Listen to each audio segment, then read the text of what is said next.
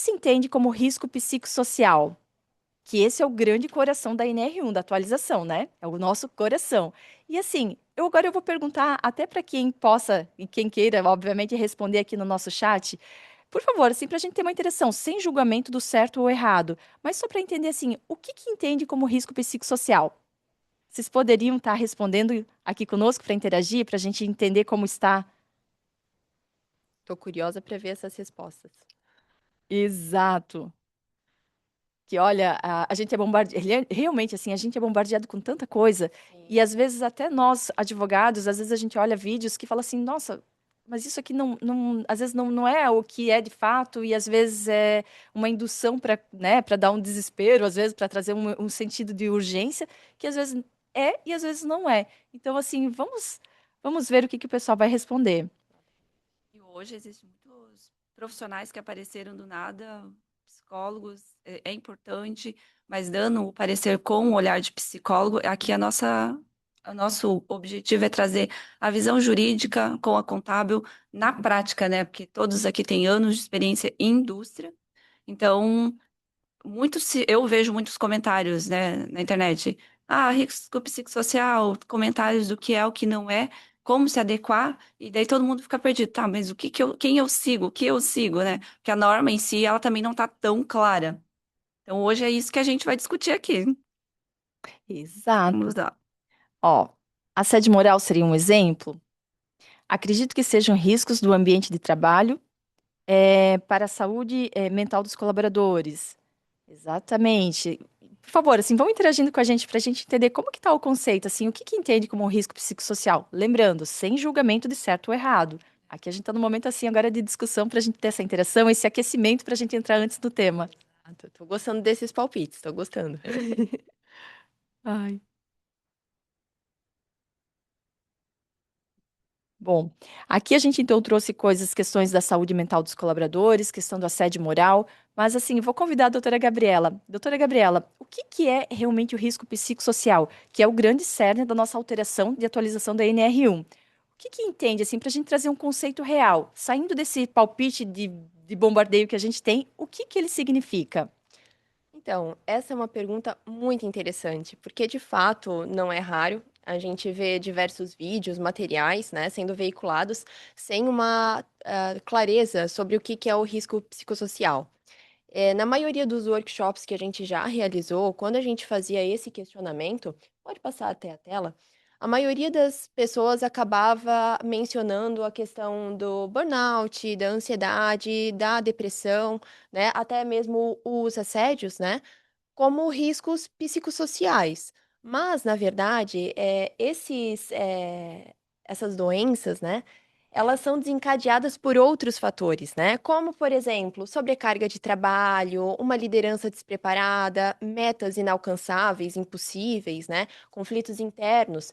Então, esses fatores que eu acabei de citar é que, na verdade, eles configuram os riscos psicossociais que podem, então, favorecer a ansiedade, o burnout, a depressão, né? Então, para vocês terem muito claro, e já para a gente simplificar um pouquinho o que é o risco psicossocial, o risco psicossocial é tudo aquilo que tem no ambiente de trabalho ou na organização do trabalho que pode favorecer essas doenças, como ansiedade, depressão, burnout, tá?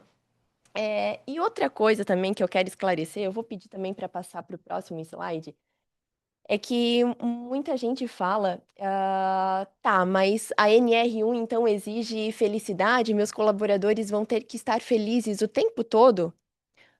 Vou ter que contratar um psicólogo, vou ter que dar benefícios Esse é extravagantes, o que que eu tenho que fazer? A NR1, ela não exige felicidade o tempo inteiro, tá? O que que a NR1 pede é que os riscos psicossociais sejam identificados, avaliados, que a empresa, né, tome atitudes preventivas para combater esses riscos, né? E que eles sejam monitorados, as evidências sejam registradas, tá? Então, na verdade, a NR1 é um pouquinho mais simples do que parece, mas claro que ela tem que ser analisada, né? E incorporada pela empresa com a devida atenção, né?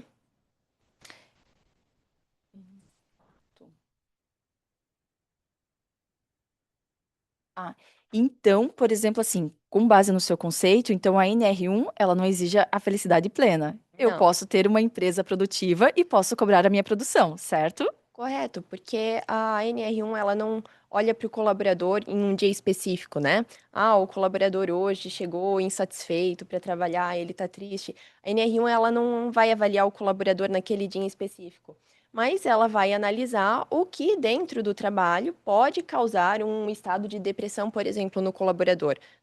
Mais adiante a gente vai desenvolver um pouquinho mais essa questão, porque muito fala assim: "Ah, então se o meu funcionário, né, estiver com uma depressão, a culpa é minha?". Não, a gente tem, mecanismos mais objetivos, a gente vai falar muito sobre o que fazer para evitar isso, né. Tem muito conteúdo interessante por aí, mas o que eu quero que vocês entendam é que a NR1 ela não exige que o funcionário seja feliz o tempo todo, pelo contrário, ela exige que a empresa ela realmente identifique e trate os riscos, tá? Para os fins de evitar uma doença ocupacional, por exemplo. Então a gente pode falar que a empresa, ela não tem a obrigação de dar essa felicidade plena, mas ela tem uma obrigação com a NR1 dela identificar, controlar e mitigar esses riscos, para que assim a gente evite indenizações, multas e tudo mais que vai acarretar. Ou seja, eu como empresa tenho a obrigação de ter o controle, mapeamento e controle desses riscos. Com Seria mais ou menos certeza. isso em cada função. Seria mais ou menos nesse viés, então acredito que a NR1 venha para trazer, né? Exatamente.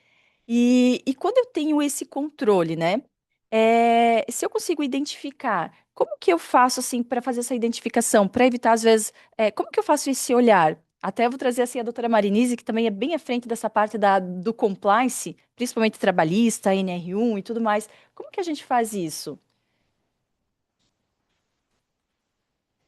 Bom, a gente precisa entender que existe um processo, são 8 fases que a gente separou. E para chegar num processo trabalhista, são 4 etapas que a empresa ela consegue mitigar. Então, a questão, conflito interno. É um conflito interno mal gerenciado, entre os colaboradores e a liderança. Uma liderança que não sabe, agir quando há um conflito interno entre a empresa, entre os colaboradores. Murmurinhos também dos colaboradores dentro da empresa. Isso é a liderança que olha e precisa fazer essa gestão desse conflito interno. Aí entra a falta de gestão. Eu sempre falo que existe muitos líderes que são excelentes operadores, são colocados no cargo de liderança, mas não têm o jeito, não têm o treinamento para fazer a gestão de pessoas. O líder ele precisa ter uma gestão adequada. A gente não coloca o problema só no líder, e sim também do empresário, que colocou esse colaborador, mas não deu nenhum suporte. Cíntia, você é uma excelente colaboradora, surgiu a vaga de liderança, vou promovê-la. É uma excelente ação, promover, é o reconhecimento, mas precisa ter um suporte, precisa verificar se realmente aquele líder ele está preparado para gerenciar pessoas, porque tem muitos líderes que são amigos demais e não faz a gestão correta, ou são ríspidos demais e o colaborador não tem, né, essa confiança de ir e conversar com a liderança. Então, a falta de gestão é um outro ponto. Tendo em vista o conflito e a falta de gestão, o que que acontece? O colaborador começa a pegar atestado, começa a apresentar atestado, que decorre depois de um afastamento, e essas 4 fases são o que a empresa consegue estar monitorando. Passou dessas fases, aí depende da decisão dos outros, né. Então, vai para o INSS, que tem um afastamento, né, afastamento e INSS. INSS, às vezes, a gente sempre brinca, que existe advogados na porta do INSS, né, Gabriela? Só esperando o Só funcionário esperando, sair da verdade. perícia para abordar. Vamos Às entrar com o processo? Exato. às vezes não tá nem na porta, só tá esperando uma publicação, né, uma É. publicação em algum diário oficial de algum benefício, qualquer E coisa nesse sentido. hoje em dia tudo está de fácil acesso para o INSS, para o sindicato, para o Ministério do Trabalho. Então, são informações que não fica mais só para a empresa. "Ai, meu colaborador, né, se afastou". Então, aí vai para o INSS, advogado, vai para o processo. Ação a gente não tem controle. Então, normalmente o colaborador entra pedindo rios de coisas, atos que às vezes a empresa já pagou que o colaborador não tem direito e a gente fica à mercê da decisão do juiz. Então, a gente precisa entender. Então, a empresa ela tem controle desses 4 primeiros atos, que é o que faz a empresa não ter a ação. Então, aí fica a pergunta: se a empresa tem controle dos primeiros atos que faz levar para uma ação, por que que ela não age de forma correta? Então, aqui eu deixo até essa pergunta para vocês. O que que vocês estão fazendo para não chegar para um processo, para não gerar um afastamento e depois uma indenização? Então, precisamos entender isso. E claro, existe 5 erros mais comuns que a gente acha que na prática aparece repetidamente e a gente ignora. Primeiro ponto, que é um ponto que a gente vai bater muito aqui, é o PGR. O PGR, ele precisa estar na realidade da empresa, né? A empresa ela tem a cultura, tem os seus trâmites, tem a sua liderança, então o PGR não pode ser genérico. Ele precisa ser coerente com o que é realmente a empresa. Então, comprar um documento pronto, um laudo genérico, é risco na certa. É o documento que vai virar contra na hora da ação. E um PGR ele precisa estar bem detalhado, não adianta colocar apenas assédio. Que assédio? A gente tem 2 esferas, o moral e o sexual. E qual foi o plano de ação? No PGR a gente tem isso, colocar o plano de ação e fazer um monitoramento. Quem ficou responsável? Quais foram as medidas? Então, às vezes tem muita empresa que ano a ano o PGR está igual. É o Então, copia e cola. ou copia e cola, isso Exato. mesmo. Outro ponto também, treinar apenas o RH. O RH não está lá dentro da empresa diariamente. Quem está é a liderança. O RH só vai saber das questões quando ou chega o atestado ou chega a cartinha de processo. Às vezes o RH não sabe nem que o colaborador não está vindo. Ou na hora de fechar a folha, ó, tá, o colaborador não bateu ponto tantas vezes no dia, né? Aí, enfim. Então, treinar apenas o RH. O RH não vai conseguir apagar o fogo no final. O fogo já está se alastrando. Então, aqui é o ponto daí, treinar a liderança, que a gente muito bate sobre isso. A liderança, ela precisa ser treinada para saber conversar, intervir em conflitos de interesse, né? Quando há um conflito, fazer a gestão correta, saber dar feedback, fazer medidas corretivas adequadas, fazer o registro também para que o RH tenha esse relatório. Então, o passivo ele nasce em uma conversa mal conduzida. Ontem ainda, né, a gente ouviu, estava no treinamento e o treinador falou assim: Ah, mas eu falo, eles não me ouvem. Tá, a forma que você está falando está correta, né? Então, a forma que o líder está conversando com os liderados está correto? Isso tudo é um treinamento, né? Trabalhar com pessoas é um pouco complicado, então você precisa você se desenvolver para você conseguir trabalhar com todos os tipos, né, de pessoa, porque às vezes a pessoa está no mau dia, né? Chega com a pá virada, o líder chama atenção, o colaborador acha está me assediando, né, moralmente, sai e entra com a ação. Tô errada? Não. A linha é muito tênue, né? Então, de Sim, fato, e uma coisa que a gente tem que ter em mente é que a maioria dos líderes não nasce líder do dia para a noite, né? Então, geralmente o líder, ele é aquela pessoa de confiança da empresa, um bom operador na maioria das vezes, né, que foi promovido, né, para se desenvolver ainda mais dentro da empresa. Mas fato é, como a doutora Marinise falou, lidar com pessoas envolve você saber interpretar os diversos jeitos de cada um e saber se comportar com sim. cada um desses, né, desses tipos, desses gêneros. Então, é importante sim dar o treinamento para o líder, para que o líder saiba fazer uma chamada de atenção assertiva, para não ser Sim. considerado assédio. Porque se o funcionário chega num mau dia e o líder grita com ele, né, dando uma advertência, é querosene, né? É Querosene. querosene. Exatamente. E muitas vezes tem empresas que têm canal de denúncia, o colaborador é chamado a atenção, às vezes no meio de todo mundo, e a gente se sabe.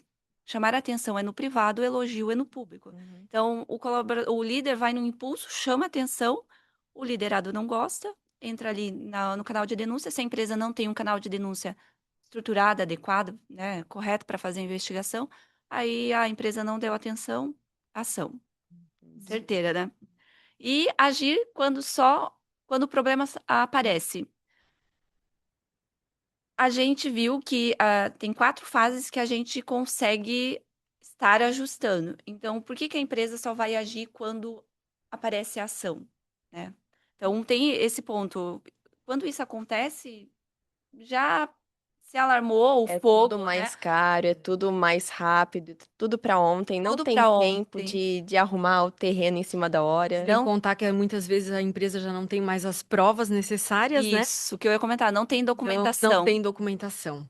Então, tudo complica muito mais quando chega na fase do processo, né? Ah, Exatamente. E a parte da gestão e o controle, a gente começa lá do começo. É o que a gente. Esse ponto é um ponto muito chave que a gente encontra nas empresas quando a gente faz assessoria, né? Por exemplo, muitas situações, a gente sentiu e ter uma boa assessoria, isso tem que ser sempre um bom advogado, um bom contador, sempre a empresa tem que ter, que eu acho que é a chave de todos os caminhos. Por quê? Com um olhar jurídico e um olhar contábil, quando a gente olha o cheirinho de alguma situação que pode ser desenvolvida, primeiro ponto, a gente já começa a trabalhar no preventivo para amenizar também o sofrimento de um trabalhador, que isso também é o ponto principal, que a gente não está olhando apenas o patrimônio da empresa, mas sim também uma relação de trabalho sustentável e saudável para que todos tenham, tanto a empresa quanto o colaborador. Que a gente sabe que colaboradores bem trazem uma produção, um rendimento e uma Muito devolutiva maior. muito maior, que cada funcionário é um investimento para a empresa. Eu te invisto para te dar um retorno, né? Para termos um retorno.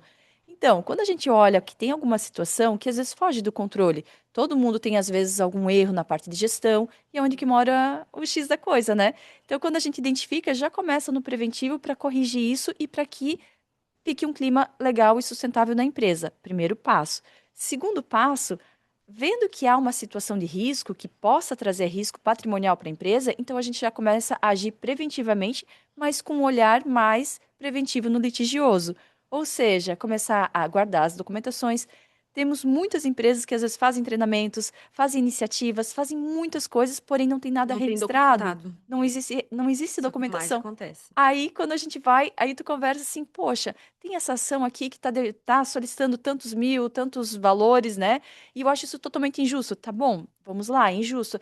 Eu preciso então da prova de tudo que você fez. Ai, doutora, mas eu não tenho essas provas. Não tá Muitas guardado. vezes, tudo de boca. E a gente sabe que hoje em É, dia, assim, não tem como, né? né? A gente tem que ter tudo documentado, tem que É, ter contrato, políticas, regimento interno.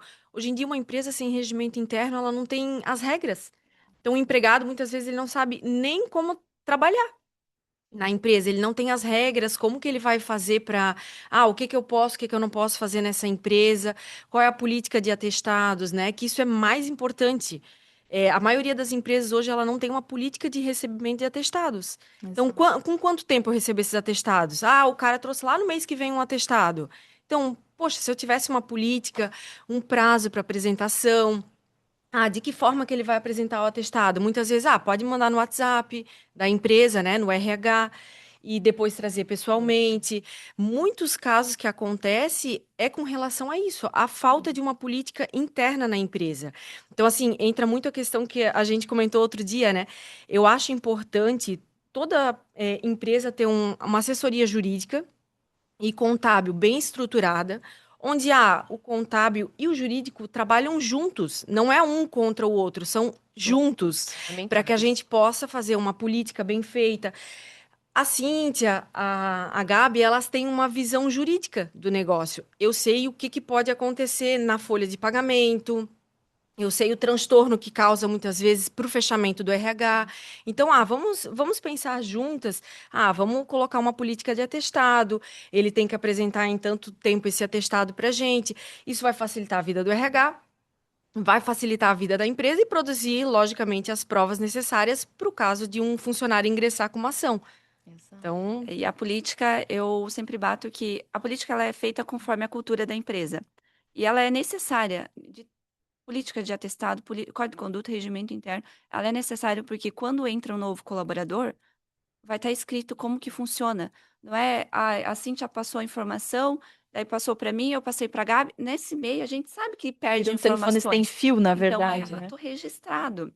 E uma coisa que você sempre tem que lembrar: prevenção custa menos do que a indenização. Verdade. Exato. Ter a prática, às vezes, de fazer um momento de integração a um colaborador novo para a gente realmente ter esse ato. Porque, assim, muitas empresas maiores, às vezes, já têm essa estrutura, outras, às vezes, são empresas grandes e não têm ainda essa estrutura, e empresas menores a mesma coisa. Então, quando eu tenho uma política e eu tenho um roteiro do que eu faço, entrou um colaborador, tira um tempinho para fazer uma integração, passar todas as políticas, falar como funciona, e aí a gente evita o telefone sem fio, evita o desconhecimento, claro que sempre pegando também um terminho de que a pessoa fez a integração, aceite que esse é a chave da questão também, mas que haja esse protocolo e procedimento para que não se perca nada nesse caminho e a transparência na comunicação seja efetiva para todos. Então, acho que isso é um grande cerne, né? E não adianta também uma política apenas de gaveta, ela precisa ser Aplicada. seguida, aplicada. Com treinamentos recorrentes, fazer um cronograma de treinamentos. Claro que eu não vou ficar também, ficar, sei lá, dias e dias do meu ano, né, perdendo produção, mas que eu haja um calendário específico. Por exemplo, algumas políticas específicas, normalmente a gente consegue enquadrar numa semana CIPAT, um exemplo, né? Outras, às vezes, tem vários métodos também, dá para fazer um EAD com quiz, só para ressaltar, fazer coisinhas assim diferentes, né? Que a Uma pessoa dinâmica diferente. Fazer reforço, né? Que às vezes o treinamento ele não precisa ser longo, não precisa ser um dia inteiro de Não. treinamento, mas Não. as empresas pequenas, elas podem dar o treinamento, uma meia horinha, né? Sim. Então vamos fazer um treinamento de meia hora, vamos falar sobre assédio hoje. Então vamos fazer um treinamento, principalmente com a questão da liderança. A liderança é a mais importante. É. E hoje a gente vê que a maioria das empresas não treina o líder, não faz o treinamento sobre assédio com o líder, e isso é muito importante. Até mesmo, como a gente falou, prova documental. Sim. Até a gente vai ter um bloco que vai falar muito sobre o treinamento de liderança, assim, mais Sim. adiante, que esse também é um cerne principal. Ponto-chave, né? Um ponto-chave Exatamente. para conformidade da NR1, porque Uhum. realmente a liderança ela é o olho da gestão, né? E não o RH. E não o RH, exato, exato. Então é muito importante, sim, o líder estar preparado para identificar algum ponto relevante, algum risco psicossocial, alguma ocorrência, e então, sim, entrar em contato com o RH, entrar em contato com a direção, dar o encaminhamento devido. Mas é o líder, né? Principalmente o líder, Primeiro da cadeia, né? principalmente o líder que vai fazer esse meio de campo. E aqui, então, a gente falou dos 5 erros mais comuns que a gente tem hoje nessa gestão da NR1 e seus riscos psicossociais, que é o que a gente identificou em tantos anos de prática, tantos laudos, tantas vivências, né, que a gente acaba tendo em empresas. Então, a gente realmente consegue identificar que esses são os principais, os top 5, né? Sim, top 5. Top 5. E quando a gente fala, então, desses principais erros, obviamente que todo erro, e quando a gente fala de NR1, ele não é apenas um alarme que está sendo feito na mídia, ele também tem uma consequência financeira, tanto é que gerou não só uma demanda para setores jurídicos, contábeis e tudo mais, para ter adequação, mas sim, ele originou por conta também de custos, certo? Então, assim, quando a gente fala de NR1, financeiramente, do que a gente está falando, Gabriela? Então, Nos fale, assim, qual que assustador, foi, né? assim, fale, qual foi o principal, assim, que isso isso pega muita gente, tá? Isso pega muita gente. Hoje em dia, muito se questiona, né? Mas por que foi feita a atualização da NR1? Então, tá todo mundo preocupado com, né? O governo está preocupado com a saúde do meu colaborador. A gente tem que ter em mente que não é só por isso, tá? Não é só por isso. O principal ponto, na verdade, é o impacto, claro, que teve na questão da saúde ocupacional, mas principalmente o custo que isso teve para a Previdência Social, tá? Aqui eu trouxe 3 números que são bem alarmantes. Eu não quero assustar vocês, mas eu acho muito importante que todo empresário, todo gestor tenha esses números em mente para entender por que a atualização da NR1 foi feita, porque é preciso tratar esse assunto com cuidado, porque isso pode impactar não só ali na Previdência Social, não só no caixa do governo, mas no caixa da sua empresa, tá? Então, vamos lá, 3 números para guardar, tá? O primeiro número é 546 mil afastamentos por doenças causadas por transtornos mentais, né? Esse número foi o número de afastamentos por transtorno mental só em 2025. Tá? Então, é um número muito alto dentro de um único ano. Foi a segunda maior causa de afastamentos no país no ano passado, né? Outro número, 142 mil novas ações por assédio moral na Justiça do Trabalho apenas em 2025. E daí eu acabo sempre perguntando também em nossos workshops, né? A gente, querendo ou não, tá numa região muito privilegiada, né? Na questão de conhecimento, preocupação da própria gestão com os funcionários, né? Até porque a gente vive uma realidade de falta de mão de obra. Então, os funcionários acabam sendo olhados assim com carinho, vamos assim dizer, pela maioria das empresas, né? Mas eu sempre questiono quem já recebeu algum processo por assédio moral, né? Assédio moral, assédio sexual. E normalmente poucas pessoas já receberam um processo por esse motivo, né? Aí você pensa, tá longe? Não, não tá longe. Na nossa região tem poucas pessoas, mas olha só o número, né? Em nível Brasil, 142 mil novas ações por assédio moral, só um risco psicossocial, né? Isso só em Só em 2025, né? 2025, só no último ano, né? Esse ano a gente já viu que esse número vai ser ultrapassado logo, logo, né? Ah, e assim, um dos pontos ali relacionados ao psicossocial, né? Mas fora as outras demandas também que podem envolver. Então, essa moda tá pegando, ela já está pegando. E Ah, 3,5 bilhões de custo ao INSS em 2025, né? Relacionado aos afastamentos por transtornos mentais. A Previdência olhou para isso e falou: eu não posso arcar com essa conta sozinho. Preciso que as empresas, então, elas realmente assumam uma parcela disso. E é por isso que teve, então, também a atualização da NR1 para fazer com que as empresas, né, elas evitem, né, qualquer risco psicossocial que possa impactar ali num afastamento por transtorno mental, né? E esses números aqui eu trouxe para dar um panorama geral, né, do impacto financeiro, mas a gente nem falou do FAP e do RAT, né?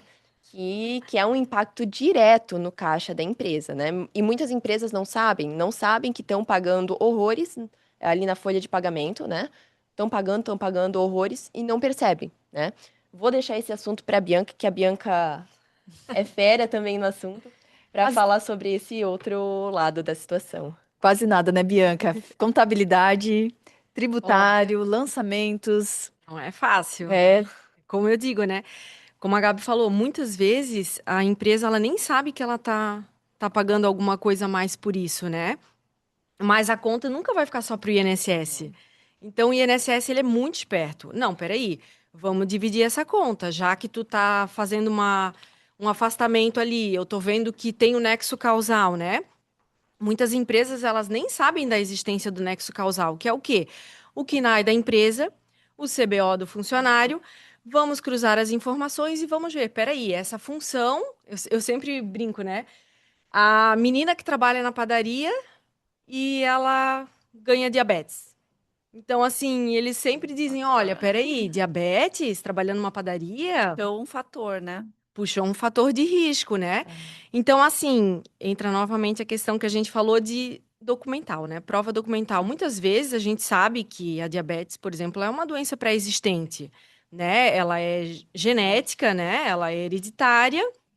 E aí, muitas vezes, a pessoa ela tem realmente essa doença por um histórico familiar. Mas, quando bate lá no INSS, como eu sempre digo, ele não tá nem aí. Então, vamos colocar um nexo causal. Vamos dizer que essa doença, ela não é uma doença qualquer, ela é uma doença ocupacional. Então, vamos fazer o nexo com a atividade da empresa. Tendo a mínima relação. Mínima relação, mas tem uma relação. Então, vamos jogar. E aí, a empresa que se defenda, É. né? Daí, Aí tem documentação para se defender? isso, esse é o problema. Tem documentação para se defender? É o maior problema que existe, né? Então, assim, isso vai impactar diretamente na folha de pagamento da empresa. O FAP dela vai aumentar, né? O RAT dela, que pode ser de 1 a 3%, pode dobrar. Então, assim, tu pensa a tua empresa pagando o dobro do valor, né? E a gente sabe que já não é barato, né? Então, uma empresa grande, ela vai ter um valor exorbitante na sua folha de pagamento. Sem contar que, como a gente sempre fala, né? Quando o benefício ele vai para a espécie 91, né? Quando ela entra como um acidente de trabalho, né? Que seja até por nexo causal, ela vai trazer um problema também para a empresa financeiro. FGTS todo mês. Então, a empresa vai ter que arcar com esse FGTS, né? E sem contar que quando esse funcionário ele volta do INSS, ele tem a estabilidade. Então, a empresa vai ter que lidar ainda com essa estabilidade, né? Então, assim, afastamentos, né? É muito importante, eu sempre falo ali a questão de política de atestado, né? Ah, quanto tempo eu recebo? A gente sabe que a maioria dos atestados hoje ele vem sem o CID. É muito Não é normal. mais obrigatório, Não é mais né? obrigatório. E não é nem que o empregado não queira, por muitas vezes o médico ele não questiona para o empregado, né? Se ele quer ou não botar o CID. E tá tudo certo, porque também o médico atende quantas pessoas num dia, né? Imagina se ele parar para botar CID em todo ele. Só que muitas vezes a empresa ela pode ter uma política, ela pode, o funcionário já está faltando, vamos questionar ele, né? O próprio RH vai lá, olha, fulano, eu vi que você não está vindo hoje, o que aconteceu? Aconteceu alguma coisa? E às vezes o funcionário vai dizer, tô com uma gripe, né? Tô com um resfriado, não, tô com uma depressão, tô com algum problema. E aí vai lá, anota atrás do atestado, né? A lápis mesmo, só para dizer, conversei no dia tal com fulano, ele disse que estava com uma gripe e tudo mais. E aí, lógico, juntou muitos atestados, entra a questão da empresa de medicina do trabalho, que também deveria estar na política da empresa. O empregado apresentou atestados, a gente pode sim validar esses atestados lá na empresa de medicina. O médico do trabalho da empresa, muitas vezes a empresa tem o próprio médico do trabalho, mas muitas vezes não. E hoje as empresas de medicina, elas têm esse serviço de validar esses atestados. Então, assim, às vezes o médico vai achar que, ele precisa de 3 dias, mas espera aí, o médico não sabe a função dele na empresa. E aí, quando ele vai para o médico do trabalho, que sabe qual é a função dele na empresa, vai dizer, não, mas espera aí, 3 dias, não vejo necessidade. Eu acho que um dia ele vai conseguir resolver, né? Então a gente sabe que a política de atestado ela é muito importante. Comunicar também sempre a contabilidade, né? Como eu sempre digo, eu não adivinho, né? Bola de A cristal. bola de cristal não funciona direito. Então, assim, avisem a contabilidade. Vamos manter esses atestados também de conhecimento da contabilidade, para que justamente a gente consiga aplicar e saber, peraí, fulano, nesses últimos 60 dias, já apresentou 15 dias. Vamos ver o que está acontecendo, ou até mesmo, é um caso de burnout, né? Então, vamos analisar. Quais foram os afastamentos dessa pessoa? A gente consegue identificar tudo isso. A gente sabe que o RH, a contabilidade e o jurídico trabalhando junto funciona, né? A gente é a prova viva disso, não é? Então, funciona. Só que todo mundo tem que estar alinhado, falando a mesma língua, conversando. Então, políticas, até mesmo para não trazer esse prejuízo todo para a empresa. E não esquecendo que, assim, um funcionário afastado, como a gente falou, ele não traz um prejuízo financeiro só no RAT ou no B91, ele vai trazer também os reflexos financeiros na questão de extras. Por quê? Porque às vezes aquele funcionário vai fazer falta. E o que tu vai precisar fazer? Trazer pessoas para fazer o serviço dele. Muitas vezes horas extras, né? Tem até tem um Mais estudo que fala que quando o colaborador é afastado, a empresa paga em torno de mais 3 salários além do que está pagando até o colaborador se adequar. De 3 a 5, eu não me recordo muito bem, mas já tem esse estudo. Verdade. Então, o colaborador não chega sabendo. Então, tu vai tirar o tempo do outro para ensinar e até ele se desenvolver, sempre, olha quantos salários você já não pagou a mais, né? Então, tem esse estudo e é muito interessante. Nunca é de interesse da empresa que o funcionário não esteja, né? É. Não é, mas assim, pode acontecer, a gente sabe. Então, assim, tem que ter uma preparação da empresa. Alguém que também faça o serviço, tudo mais. Só que a gente sabe que ainda assim vai demandar horas extras, né? E aí as horas extras a gente volta para o processo novamente, né? De exaustão. Porque quando o funcionário ele faz muitas horas extras, a gente sabe que traz essa exaustão. Então, aí a gente pode estar gerando um problema, Outro risco, um outro risco, né? Então, a gente tem que ter esses cuidados. Eu sempre brinco que lá na contabilidade a gente não usa só aquele contrato de trabalho padrão.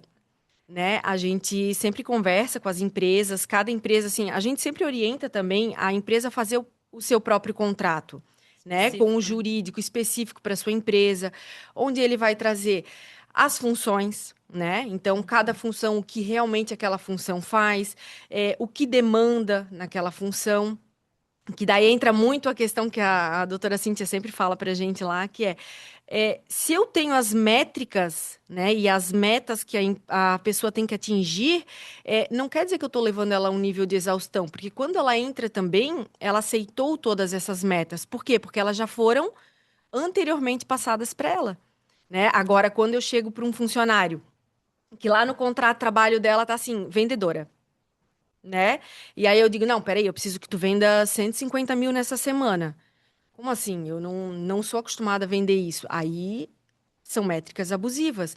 Mas se ela entrou sabendo que semanalmente ela consegue vender aqueles 150 mil, Tem muito a ver com isso, sabe? E o que que é uma métrica tangível, alcançável, e o que é isso. uma métrica impossível, né? A maioria, assim, das empresas que nós assessoramos, eles até fazem alguns parâmetros, né? De métrica, de acordo com produção, venda, enfim, cada caso é um caso específico, né? Mas sempre de acordo com aquela produção existente. Então, assim, não posso mais fazer uma política de premiação? Claro que pode. Eu acho que isso Deve. até motiva os funcionários, né? Motiva.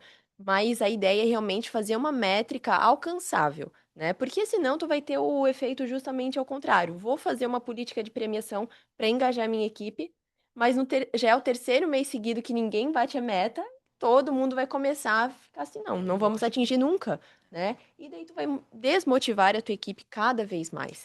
E a NR1 fala sobre metas excessivas e abusivas. Isso. Então, se já está previsto no contrato e a empresa tem esse controle, não é uma meta, então não é um causador do risco psicossocial. Isso aí.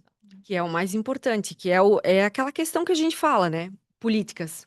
Políticas, contratos bem feitos, são aqueles controles que a gente consegue ter antes, né? Os quatro, né? Então, assim, treinar a liderança, fazer um contrato muito bem feito, né? Contratos específicos de função, né? Eu sempre digo que lá a gente tem, assim, aquele xizinho, quer colocar uma função específica, e aí vem aquele campo de observações, e aí a empresa coloca o que que aquela função demanda. Por quê? A gente sabe que existe muito questão de, depois a pessoa diz, desvio de função, né, Sobrecarga. acúmulo, sobrecarga. Então, não, peraí, a gente tem já lá delimitadas funções, o que está incorporado. E também cuidar muito que a maioria das empresas, né, hoje elas não sabem nem o que é uma ordem de serviço. Então, quando elas mandam as suas funções para a empresa de medicina para fabricar o PGR, elas nem sabem o que é a função direito. Vai lá, coloca vendedor, aí às vezes a empresa de medicina liga e diz assim, gente, mas o que que o teu vendedor faz? Pega a função genérica ali. Então, assim, não funciona. Funções genéricas é que nem tu falasse, é a mesma coisa que eu pegar o PGR do vizinho, copiar e É. colar. Não funciona. Tu precisa delimitar quais as funções que estão dentro daquela função. Então, a função de vendedora da empresa A, muitas vezes não é a função de vendedora da empresa B. Então, delimitar isso, colocar na ordem de serviço. Não se esqueçam da prova documental. A ordem de serviço ela é assinada pelo empregado. Então, tu ter uma ordem de serviço esclarecedora, ter uma política de metas, tudo isso vai trazer o quê? Segurança jurídica para a empresa. Então, a gente sempre tenta trabalhar assim, né? Meio que para ajudar o jurídico, né? A dizer assim, dar as dicas e lógico, a gente hoje não faz uma política, né? Quem faz isso? O jurídico. Então é muito importante o trabalho do jurídico com relação ao andamento da empresa. Eu sempre trago assim e sempre conversando com os RHs que toda empresa ela precisa de um jurídico e não um jurídico que só quando vem o processo trabalhista, o jurídico da prevenção, porque prevenir, né, evita gastos futuros, É né? muito mais barato, mais Muito mais fácil barato. que investir em indenização depois, É né? isso aí.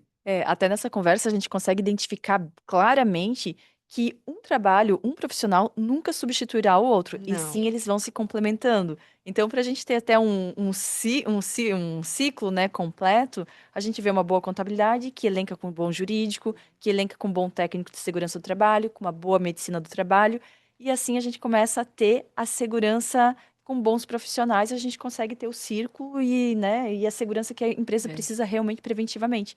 Então, assim, nunca é substituível um profissional pelo outro, sim, sempre complementar. E Exatamente. quando os profissionais começam a entender essa ligação, é onde que a gente começa a crescer, a desenvolver, a ter esses potenciais. Porque, às vezes, como bem comentado no início, muitas vezes a contabilidade, porque contador e advogado não são pessoas tão tranquilas de se lidar, né? Não, não. Um critica o outro. Mas é na crítica que a gente se constrói, porque às vezes vem uma visão e a gente fala assim, ó, mas peraí. Momento, né? E quando você aceita que é um complemento, a gente só tem a melhorar. Sim. Então, Bem isso, porque nem sempre a gente vai concordar, É. né? Então, assim, mas vamos estudar o ponto de cada uma. Muitas vezes, a Cíntia, eu e a Cíntia, a gente trabalha assim com acordo coletivo, tudo mais. Então, muitas vezes as nossas ideias, não, mas espera aí. A minha visão, eu quero pensar mais no dia a dia da empresa e ela quer pensar mais juridicamente. Não, mas vamos encontrar um meio Meio termo, né? às vezes acontece, né, Bianca, que dá algum assunto assim mais exaustivo. Não quero mais falar contigo hoje. Vamos conversar só amanhã. Vamos amanhã, vamos Acontece. conversar amanhã. Acontece. Acontece, mas assim, uma complementa a outra, É, né? uma complementa Eu a digo que outra. é muito mais fácil a vida é, trabalhando na É. empresa, assim, né? Que a gente tem contabilidade interna, né? Em uma empresa e a assessoria jurídica é de vocês, né? É muito mais fácil trabalhar na empresa, tendo uma orientação da Cíntia do que se eu fosse sozinha. E eu tenho certeza que É. ela pensa da mesma forma. Então, por mais que muitas vezes a gente nem sempre concorde, mas a gente sempre consegue chegar num meio termo, e que é o bom para a empresa, que é o essencial, É. né? Trabalhar para a empresa. Exatamente, e essa exaustão, às vezes, de discutir um tema que sai da zona de conforto das duas áreas. Então, quando a gente chega à exaustão para uma decisão, é sinal que realmente a gente conseguiu encontrar o caminho. Não foi assim, tá bom, faz isso daqui, vamos seguir. Não é um cumprir tarefas, sim uma análise e um viés de todos os caminhos para a gente realmente A poder linha concluir. prática, né, com a defesa lá na frente. Às vezes o empresário entende, tá, mas por que que vocês estão fazendo? Tô pensando lá na frente. É, Porque cada empresa é uma Lá na empresa, frente. né? A gente nunca vai ter uma resposta pronta para tudo, porque Não. geralmente vai depender da realidade da empresa em específico. Então, essa complementação, essa troca de ideias é muito importante por isso, né? Para unir as duas visões e chegar realmente na decisão mais segura para o cliente. Exatamente. E assim, até voltando agora um pouco aqui no nossos temas, a gente falou muito aqui então sobre os riscos, sobre os impactos financeiros, sobre os principais erros que vem cometendo, a falta às vezes dessa consonância entre todos os profissionais. E aqui voltando até um tema um pouquinho que a gente comentou lá no início, e a gente falou assim, a gente vai ter um momento só para falar disso, porque é tão importante quando a gente fala de treinamento de gestão, treinamento não só de RH, mas sim como líderes, líderes operacionais, líderes administrativos, enfim, todos os líderes que nós temos na empresa, porque é onde tudo começa. O primeiro ponto da empresa, de quando tem algum conflito, alguma situação de risco, começa dentro da empresa e antes do RH, né? Tendo os líderes. E quando a gente fala desse treinamento, que é um ponto que é um ponto tão importante, como que a gente começa e quais são na prática, até vou chamar a doutora Marinise, que é responsável do nosso compliance, treinamento e desenvolvimento de políticas e tudo mais. Na prática, o que que você identificou de melhorias quando se tem um bom treinamento e quando não se tem? Diminui a rotatividade. Isso é gritante, né? Até aqui alguém colocou, burnout tem o RH com essa nova geração e com a falta de treinamento da liderança, né? Lógico. Porque o burnout, o RH não vai ficar com o cabelo em pé se tudo estiver preparado, estruturado para que quando chegar lá no RH esteja em conforme, né? Esteja adequado com a realidade da empresa. Então, depois de tudo isso que a gente falou, acho que ficou bem claro que a gente precisa é, adotar duas medidas concretas, né? Três, né? Alinhamento RH jurídico, ter um PGR adequado com a realidade e treinamento de liderança. Treinamento de liderança é o ponto latente. Eu fiz a preparação até quando houve, né, veio a norma, a alteração, eu fiz o curso e tinha muito RH. Muito RH, e todo mundo estava Especialização, né? desesperada. Todo mundo pedindo o RH fazendo especialização. Mas não é uma coisa que cai diretamente somente para o RH, é para todo mundo. Então, durante isso, e lendo e relendo a norma, a gente identificou, tá, a gente tem que dar passos atrás para treinar a liderança. Então, a resposta correta é, né, ter o PGR, alinhamento contábil com o jurídico e treinar a liderança. Por que treinar a liderança?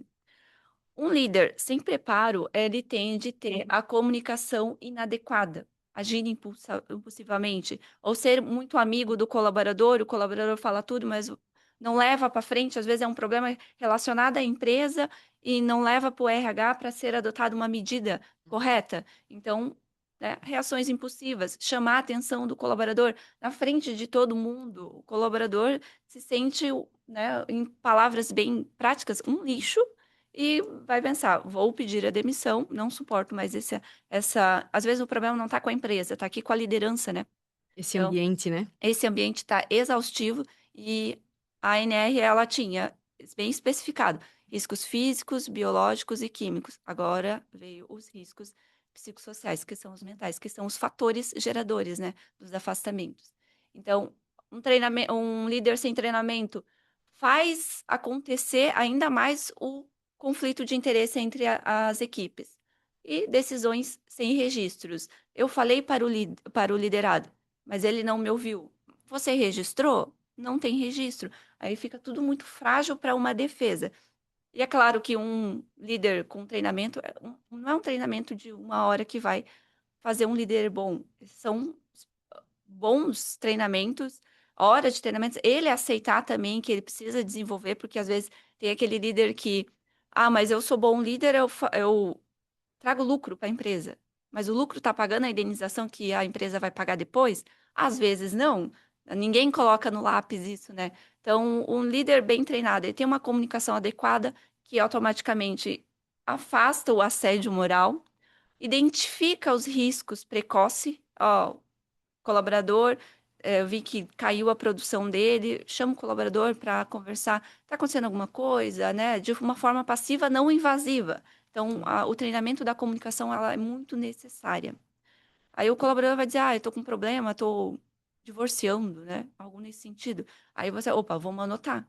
Aí lá na frente, se ele entrar com ação, tá, mas eu conversei com você, você disse que estava divorciando, estava com problema em casa. Então, e essa é uma dúvida muito latente quando entrou a NR1. Tá, mas como que eu vou diferenciar o que acontece em casa com o que acontece na empresa? Então, é isso, é essa documentação, essa conversa, né? O Prevenção. feedback, a ata, o histórico, O né? histórico. É Histórico. mesmo. Então, prevenção, ele tem a gestão para prevenir conflitos, registro de evidências. Isso tudo um bom líder faz. E ele está aqui, de olho. O líder não está na produção, ele está olhando, né? Está olhando como o colaborador está fazendo, se está fazendo errado, se está com o UPI certo, como que está a produção. Então, né, o que muda para o líder na prática? Tem um feedback bem estruturado, né, de acordo. Cada pessoa tem o seu jeito. A Bianca tem o seu jeito, então eu tenho que conversar com ela mais passiva, né? Mais tranquilo. Não posso chegar e já dar com os dois pés, porque a Bianca vai sair correndo. Já a Gabriela, não, ela sempre foi direta. A gente tem, já sei que eu Uma tenho essa liberdade. liberdade de conversar com ela e ela vai se abrir. E é claro, né? Trazer essa confiança para o liderado vir e conversar. Olha, Cíntia, hoje eu não estou bem, minha produção essa semana não está boa, porque estou com uns problemas em casa e tudo mais, mas vou melhorar. Até o líder fica atento a isso. Na outra semana vai perguntar como é que tá e tal, sem ser invasivo, né? Mas puxando ali para a linha da empresa. O líder, ele trabalha, ele é a cabeça da empresa lá dentro. Então, ele não pode pensar 100%, coitadinho, mas a produção não está sendo entregue, né? Uhum. A gente tem oscilações, mas precisa sempre registrar. Controle emocional, então não vai chegar gritando para o colaborador, pelo amor de Deus. Isso a gente já viu muito em prática de denúncias de assédio, Xingando. porque o colaborador gritou com a pessoa no meio de todo mundo, o colaborador está de marcação comigo, sempre quando conversa, sempre é ríspido, isso e aquilo. Então, tem esse controle emocional. Suporte para se abrir, então, como eu comentei, o colaborador ter a confiança e chegar e falar assim, olha, tal, tal, ou até mesmo o colaborador ver que a pessoa do lado está cometendo um ato, né, um infracional contra a política da empresa, chegar e conversar com o líder, ó, tá acontecendo isso, né, fica de olho. Não é um X9, mas sim é um emprego. A empresa, ela tem que ter sustentabilidade. Se está acontecendo alguma coisa, todo mundo está no mesmo barco, né?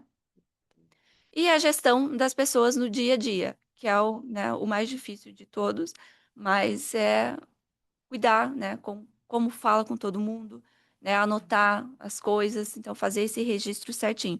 Então, tudo isso aqui, né, faz sentido na teoria, mas precisa ser colocado em prática e ter um plano de ação correto, né, de como avaliar o nível de maturidade do líder, se realmente a liderança, o curso que ele fez ele melhorou, a rotatividade aumentou, abaixou, você vai perceber ali no RH, né? Já não está vindo denúncia, a empresa não tem suporte, tem canal de denúncia e diminuiu excessivamente a denúncia.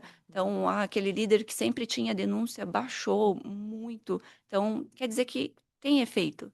Claro, né? Conversar com o líder, assim, como que tá, né? Ter essa conversa, sentiu diferença, para que o líder tenha É, entra a verdade. questão que o feedback não é só do líder com o liderado, mas sim também com o RH, né? O RH Sim. também tem que ter esse feedback da liderança, saber como está o andamento da liderança, porque, como a gente conversou, nem tudo pode ir direto para o RH.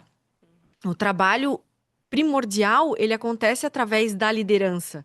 Só que, será que a liderança está fazendo esse serviço? Como que eu vou saber? Através do feedback com o RH. Então, o RH, ele também tem a função, né, de líder da liderança, que é ele vai fazer todo esse serviço de feedback com a liderança. E, Mara, essa questão que tu falasse ali de ter uma ata, de ter um documento, né? Como que a gente poderia fazer esse documento? Existe uma forma de ser feito esse documento? Existe, mas tem que ser feito conforme a realidade da empresa. Não pode ser genérico. Então, Uhum. como que você faz os teus treinamentos, os teus feedbacks?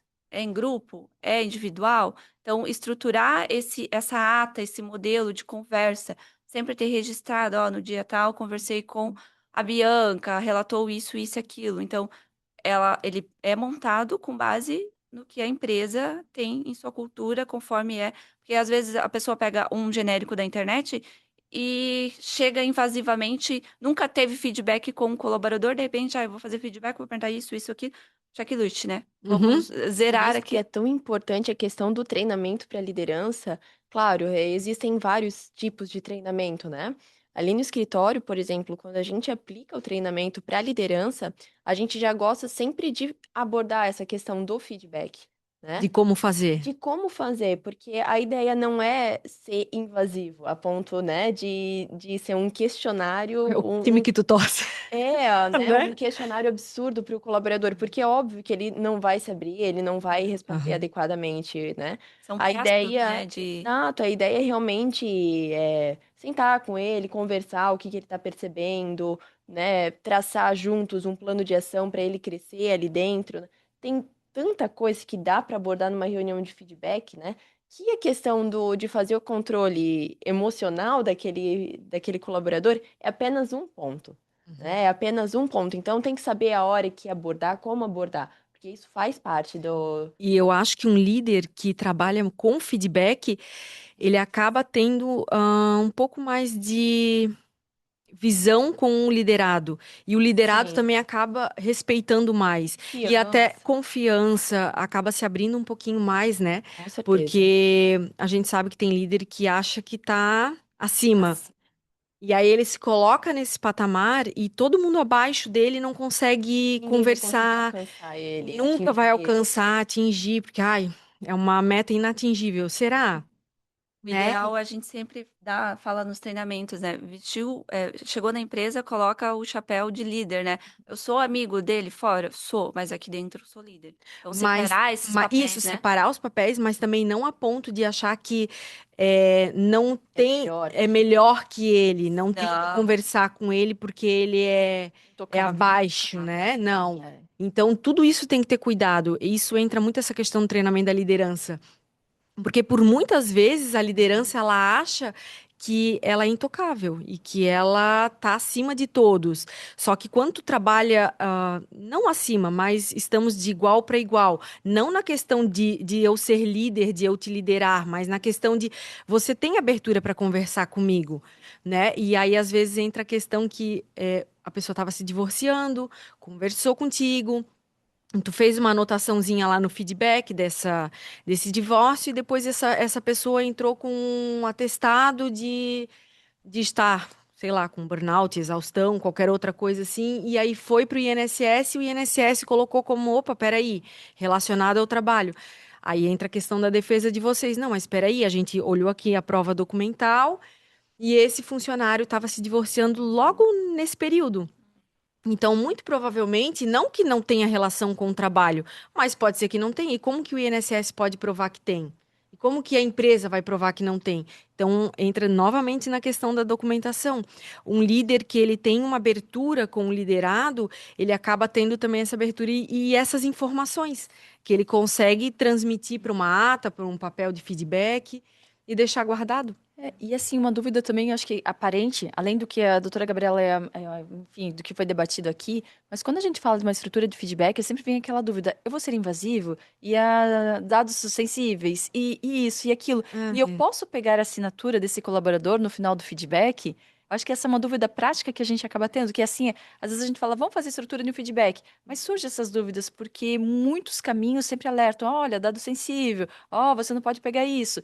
Então, esse é um tabu que se quebra. Claro que todo com conhecimento e com uma sensibilidade, então é um tabu que a gente quebra. A gente não é intocável nesses assuntos. A gente realmente pode ter isso, pode ter essa gestão e pode coletar a assinatura do Deve, trabalhador. né? Não Deve. sendo invasivo a ponto de constranger o trabalhador, mas assim, sempre, claro, pedindo autorização.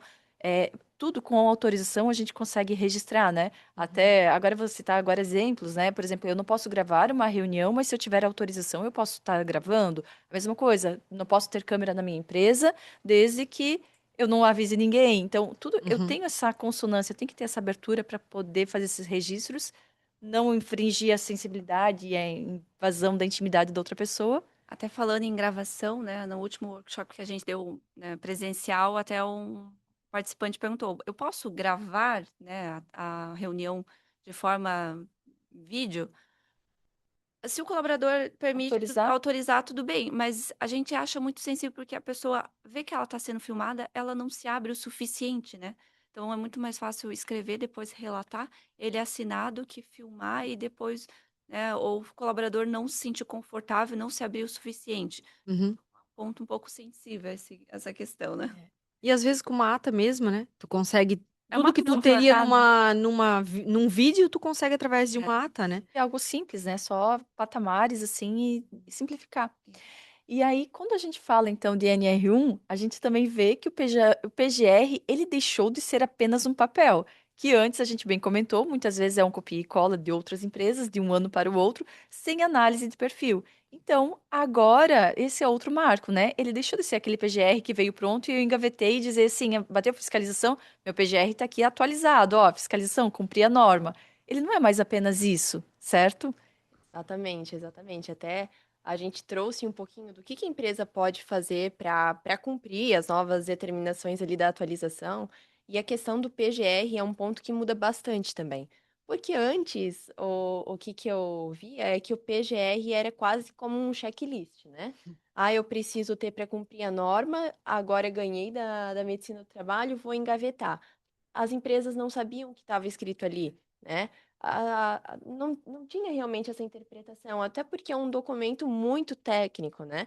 Que muitas vezes o RH, a diretoria, ela não consegue interpretar tudo que está ali. Então é importante ter essa visão jurídica também. Só que agora, mais do que nunca, é importante. Por quê? Porque o PGR não basta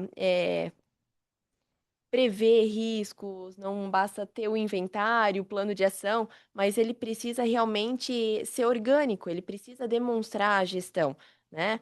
Ah, por exemplo, identifiquei que eu tenho o risco de assédio, né? No plano de ação tá lá que eu tenho que fazer o treinamento. E tá sendo feito mesmo? Ou na próxima atualização, no ano que vem, vai ter a mesma coisa no teu PGR, né? É muito importante, assim, a gente realmente ver o PGR como um documento de gestão e orgânico. Ele realmente precisa funcionar, né? Mari até comentou antes que a questão da NR1 não tem que ficar só no RH e não tem mesmo, né? O RH é uma das pessoas que pode ficar responsável por alguns requisitos, alguns pontos ali do plano de ação, mas é importante que outras pessoas da empresa, por exemplo, a liderança, né? Por exemplo, técnico de segurança do trabalho, se a empresa tiver, que assumam também outras funções, para ter realmente essa divisão e tornar tudo muito mais fácil, né? Porque o que vai passar a ser considerado agora num PGR, né, por eventual fiscalização ou até numa ação trabalhista, são as evidências, o plano de ação, os responsáveis que foram designados, né, o que foi feito, o registro, o acompanhamento, né? E hoje a gente tem isso de fácil acesso. O PGR, ele é um documento eletrônico hoje em dia. Ele é Então, público, né? Ali exato. o Ministério do Trabalho tem acesso fácil. E aí entra o gancho de designado CIPA, né? A formação da CIPA também. Então, o designado CIPA, ele tem um trabalho na empresa, que é realmente fazer com que esse laudo esteja sendo executado, né? Ele tem a função de executar esse laudo. E a maioria das empresas hoje não sabe o que é um designado CIPA, Sim. as funções dele, e não sabe nem que precisa ter um designado CIPA. Tu não precisa formar a CIPA, né? Muitas empresas não precisam hoje, por lei, né, pela quantidade de empregados, formar uma CIPA, mas precisa de um designado. Designar alguém que vai fazer o cumprimento desse laudo, né, e não deixar ele engavetado. E a gente sabe que hoje o RH tem assumido muito essa função, Sim. né, de fazer e executar o laudo, e muitas vezes, pela falta de tempo, acaba engavetado. Exato. Então, o designado, ele tem essa função de executar esse laudo, fazer com que o laudo ele esteja vigente, ele esteja acontecendo. E a gente sabe que todo PGR tem um plano de ação, e esse plano tem datas. E o Ministério do Trabalho, eu sempre brinco, eles não querem um laudo, me apresenta o teu laudo, me entrega ele ali do jeito que estava, do jeito que a empresa de medicina colocou para ti. Não, eles querem o plano de ação. Tá, peraí. Tu tens que fazer um treinamento para liderança sobre assédio sexual e moral. E tá aqui que tu terias que ter cumprido até agosto. Então, estamos no mês de agosto. Qual é a tua pauta? Que dia que vai acontecer esse treinamento? Passou agosto. Não treinei. Então, é sinal de que tu já não está cumprindo o teu PGR, o teu plano de ação. E aí entra a questão que o Ministério do Trabalho, eles multam, né? Eles não têm dó nem piedade, não, é multa e deu, né? E aí a empresa diz, mas a multa é baratinha, será? Acumulando, Porque né? vai acumulando e eu sempre digo, não é só o Ministério do Trabalho, é o Ministério Público do Trabalho. Muitas vezes a empresa ela acaba tendo uma repetição dessa falta de organização e aí vai encaminhado para o Ministério Público do Trabalho. Aí vem a famosa TAC, né? Quem não tem medo de uma TAC, né? Termo de Então, ajuste de conduta, né? Para quem não é, sabe, o famoso TAC é o termo de ajuste de conduta. Quando eu é, tenho uma situação ruim, eu tenho que firmar um acordo. Aí lá sim o caldo engrossa um pouquinho, né? Então eu firmo um acordo com o Ministério Público do Trabalho e normalmente a multa lá daí aí daí a gente supera. tá falando de uma multinha, né? E O aí as faturamento. multas geralmente elas são por ocorrência por empregado. É, Então, eu tenho uma empresa com 300 empregados, aconteceu uma ocorrência, a gente já está falando de 300 vezes o valor. se aplicou para todos aqueles empregados, um exemplo, né? Isso, aí vai E para. normalmente o valor da ocorrência é 10, 15 mil reais, né? Às vezes. Então, assim, a gente está falando de um valor exorbitante, né? Então, como eu digo, aí entra essa questão que o designado CIPA tem o seu trabalho, a sua função na empresa e as empresas elas têm que estar atentas a esse designado. Quem é o teu designado hoje? Como eu sempre digo, não é só o RH, é um trabalho em conjunto. Voltamos novamente, liderança, contabilidade, jurídico, RH e o designado, né? Então, todos trabalhando em conjunto. Nesse viés, né?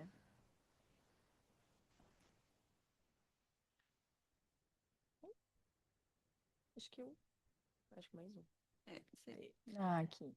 Então, tudo que a gente falou, né, faz sentido na teoria e como que eu coloco na prática na minha empresa? Essa é a grande pergunta.